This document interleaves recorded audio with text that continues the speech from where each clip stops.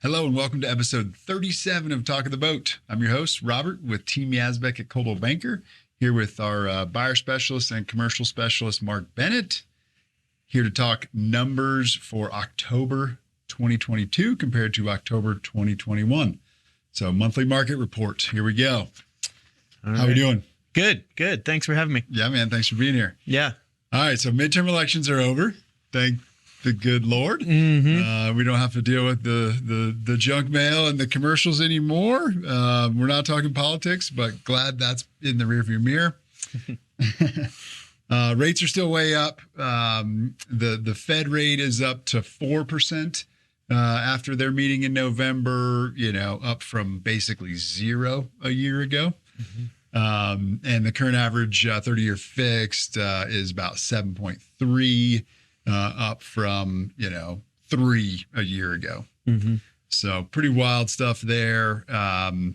Inflation is down to 7.7% from the high of about 9% earlier this year. So making a little bit of headway on inflation, which is, the idea of the raising rates. So that's a quick snapshot of what's going on. Rates did come down briefly last week to under 7%. Basically because of the bond market, being high, but it was just a blip. We got excited for a minute, but it didn't last. It went back up over 7 pretty quick. Yeah. So, what's going on locally, Mark, with sales? Yeah. I mean, sales, homes sold were down 42%. October 22 versus October 21. Mm-hmm. So that was 67 sales versus 115 sales a year ago. The average close price, this one I thought was a little interesting. Mm-hmm. We'll touch on it a little bit later, I think, is it was up 37% from October 21 to October 22. Mm-hmm. And then pending properties, new pendings in October were down 48% to 55 from 105 a year ago. So certainly a lot less activity in that, that portion of our market. No question. Yeah. So tell us a little bit about what's going on with the inventory side of things. Yeah. So the inventory side, new listings for the month of October versus last October down 40%. Pretty wild. People are staying in their current mortgages and homes, it looks like. Active listings, total number of active listings is only up 2% from this time last year. And days on market's actually down 6%. That's wild. Yep. So what's your biggest takeaways? Well, I think that, the biggest thing is that inventory is still tight. We have not seen a big influx of new inventory, even though, sales are down. We're still kind of in a seller's market at this point in a lot of ways. But I feel like that's shifting a little bit. Yeah, I mean, inventory's not changing much, though. I think people are sticking with their 3% mortgage, and a lot of people don't leave Steamboat, right? I mean, it's a special place here. People are trying to get here more than leave. Yep. We are seeing some folks cash out, some longtime locals and some short-time locals as well, but people that have seen crazy equity and aren't completely tied to Steamboat are cashing out, creating a little bit of inventory and creating some incredible wealth for their families as they leave town. But I think for the most part, people are staying put, and there's not a lot of new builds happening to keep up with the demand. Yeah, that's the way I feel. Anecdotally, I think people love Steamboat, right? That's why we're here. That's why, you and I have been here for a long time. And when you talk to a lot of longtime locals, they say, where else would I go? Exactly. Yep. And so don't be, misunderstood about the average close price being 37% higher. It's something we were talking about. We've talked before on the show. That is just the average sales price of sales that are happening, right? It doesn't mean that it's all the same mix of sales that are happening from last October to this October. Therefore, prices are going up 37%, right? Or values necessarily. Right. If you took any given sector of the market and looked at, where prices are, it'd be a little different, but definitely would still be up. The question is, have prices come down off of the peak, right? I think yes. I Yeah, mean, it's I would hard to see that in a rolling 12, Right. kind of the way that our numbers are produced. Mhm. So I think that yes, prices are off the peak at this point, but the inventory issues still there. But I feel like those mid-price units between, let's say, entry level and $1 million in that range, and I know it's a big range, but those are the ones that required financing for most buyers, and those are the ones that I think are really seeing a little bit of a softening in that market. No question. Yeah, the entry level is having a harder time because people require financing for the most part. Where the high end, a lot more cash buyers in the high end multi-million-dollar stuff. So that's a big part of the average close price being up 37%. Yeah. We know that, prices have definitely come down off the completely inflated asking prices, from 5 or 6 months ago. And, values have even come down in certain sectors of our market from the peak of the close prices as well. Yeah. So we've seen a little bit of a correction here, but like you said, over 12 months, it's still going to look like prices are going up. Yeah, and one of the stats that you mentioned that I think is really interesting that maybe we could talk about a little bit is those days in market. I mean, why do you think the average days on market has come down when it feels anecdotally a little softer to us as buyers agents, working with the buyers? Yeah, I mean the pricing is still high, but the inventory is just so low, right? Then buyers that really want to buy and need to buy, they're the half of the market that's still buying, right? I mean, activity is basically down by 50%, right? But that 50% that's still out there buying, they really need to buy, and the inventory's so low that when the right thing pops up, it's going fast. Right. Okay. What are your thoughts on that? Yeah, I mean that's kind of the way I feel. If I'm working with somebody who's looking to buy something, then something comes on the market, it still moves pretty quickly. If the price is overinflated, that's when it kind of sits.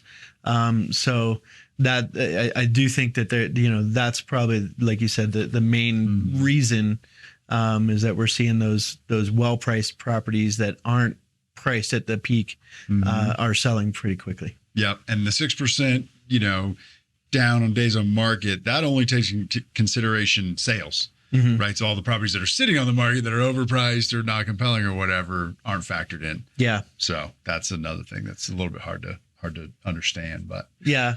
And I think another anecdotal thing that we were talking about a little bit earlier is the fact that we saw a lot of price reductions. It was 20 a week for a little while there, from August and September. So I think that nowadays we don't see that. I just looked at a 7-day rolling average, about a couple hours ago, and it was not a huge number of properties that had seen price reductions this week. It was much lower. So I think a lot of those, they're either holding that price and willing to not sell and withdrawing and long-term renting, and we're seeing a lot of that happening. Yeah.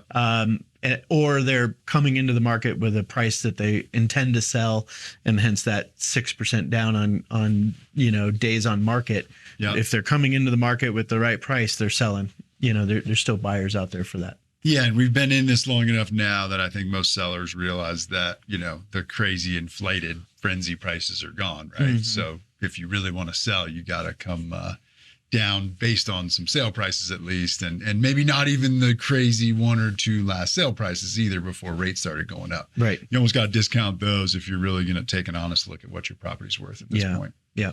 Yep. But yeah, so I mean, pending's down 48%, sales down 42%. So we're still trending, downward as far as activity goes. So we'll likely see sales, less than 42%.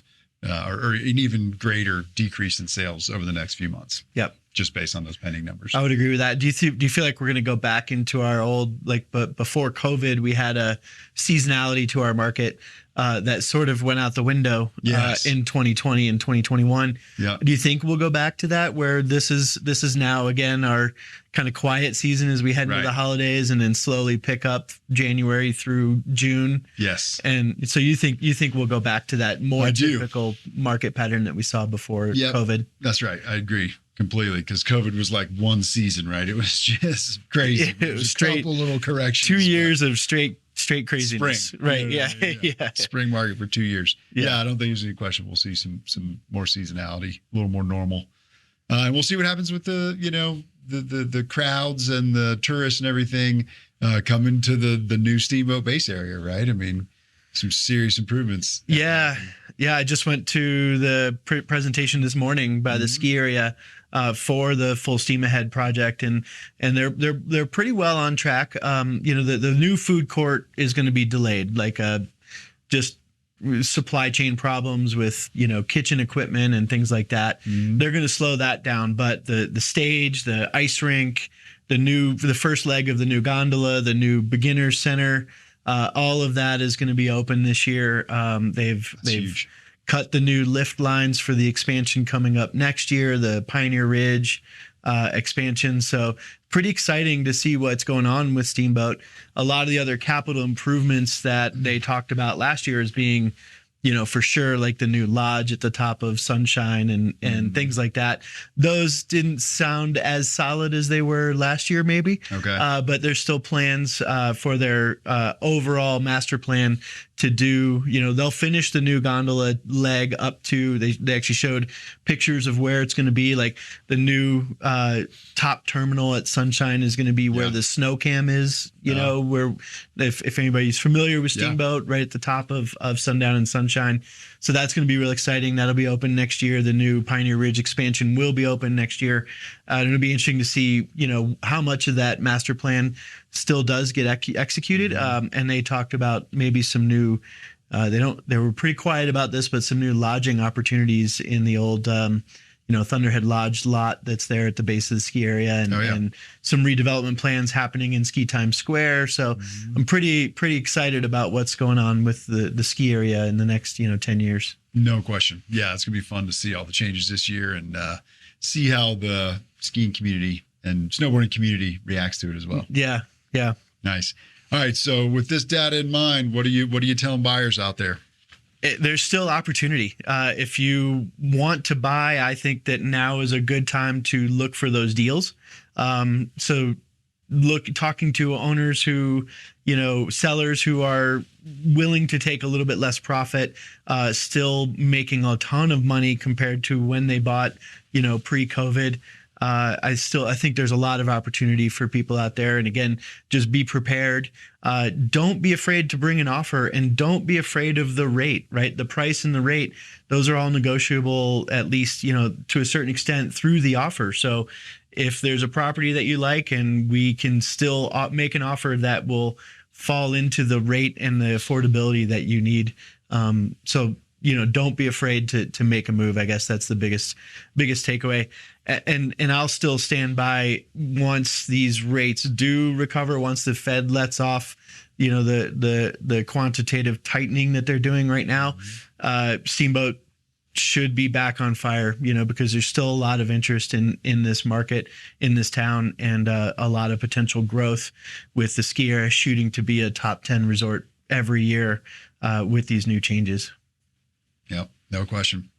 I think it's important to look at the fact that if rates do come down, which they will, right? I mean, that's what we assume. You can always refinance then, right? And don't not buy a home now because of the rate. Because when the rates do come down, there's gonna be a lot more buyers out there and even more demand, right?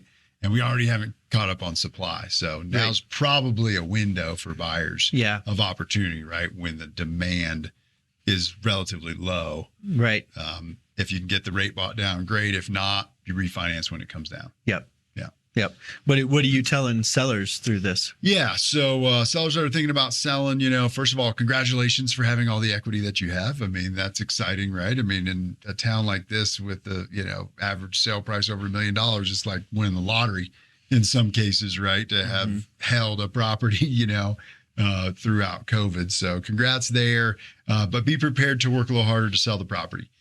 Don't be, misunderstood by the stats of the 6 days on market, right? Those are the properties that are selling, not the ones that aren't. And yes, still a seller's market, but it's back to being really important to price a property appropriately, so you can be one of the ones that sells and prepare the property for the sale. And we say this all the time, but it's more important than ever. The property really has to be compelling, and the price has to be right. And another small item is be prepared to answer a lot more questions, and jump through a lot more hoops, right? Yeah. Buyers are slower, more methodical, more cautious now.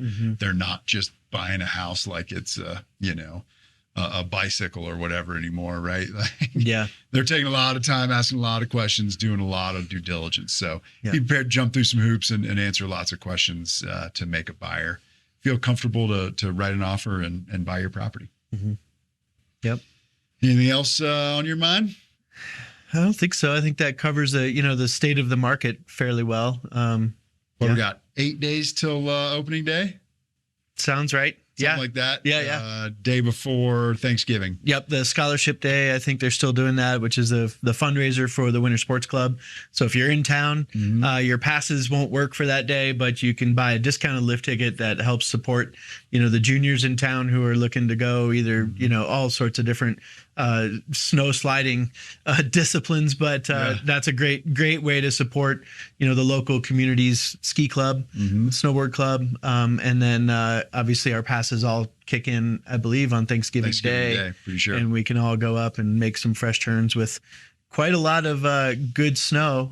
The report from the mountain this morning was that we are looking very good to get a significant amount of terrain open to start this season. So pretty excited about that. The best opening I've seen in a few years now. Yeah, we've got some good natural snow, and the conditions for making snow have been perfect, basically, right? I mean, so they're just making as much snow as they care to make right now. Yeah, and a whole bunch of upgrades into automated snow making systems that kick on as soon as the temperature's right. So they've increased their snow making capability without increasing the amount of labor that they need. So should be really great for our mountain to start the ski season. Heck yeah. All right. Thanks for joining me. Yeah. We'll look forward to taking some turns together. Yeah. Sounds good. All right. Thanks for joining us for another episode of Talking the Boat. We will see you on the slopes and see you next week. Thank you so much for joining us for another episode of Talk of the Boat. If you enjoy this content, please subscribe on whatever platform you're viewing, like, and share with somebody else you think might enjoy it. We'd really appreciate that. Also, if you have any real estate related questions that you'd like us to answer on the air, please send those to us by email, text, or direct message. And as always, if you have any real estate questions or needs that we can help you with, please reach out. Thank you.